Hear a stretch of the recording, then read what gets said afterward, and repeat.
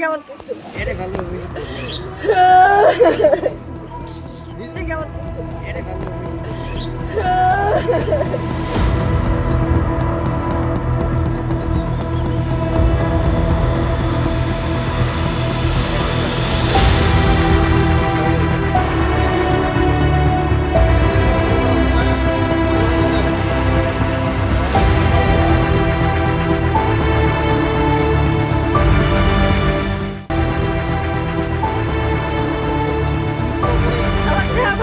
আজি চাওক মানে আজি মানে অৰুণোদয় 3.0 হিতাধিকাৰী নিৰ্বাচনৰ ক্ষেত্ৰত মানে যিবিলাকৰ নাম কৰ্তন হৈছে তেখেতসকলে আজি মানে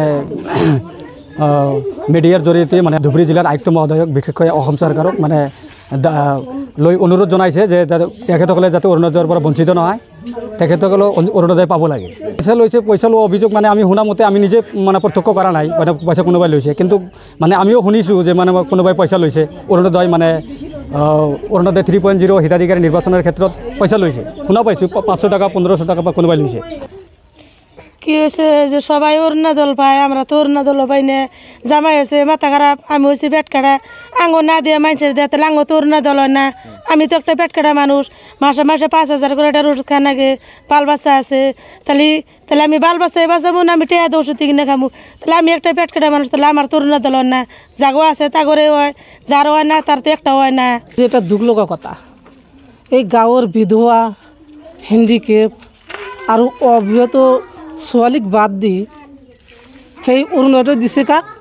যাৰ ঘৰত চাকৰি আছে আৰু এটা কাৰ্ডত 3-4টাকৈ দিছে মোৰ শুনামতে। আৰু এইসকলৰ ওচৰত মই শুনিছোঁ, সিহঁতে কৈছে, মোৰ ব্যক্তিগত কথা নহয়, এই কামটোৰ মই উপযুক্ত দিগদাৰ জনাইছোঁ।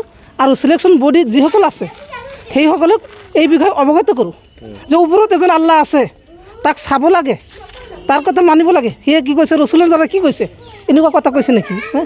এজন লিডাৰ হৈ এনেকুৱা কাম কৰাটো সঁচাকৈয়ে নিন্দনীয়। আৰু সিহঁতক অনুৰোধ জনাওঁ ভৱিষ্যত যাতে এনেকুৱা কাম নকৰে, আৰু ৰাইজকো জনাওঁ যে এইসকলক যাতে উপযুক্ত উত্তৰ দিয়ে।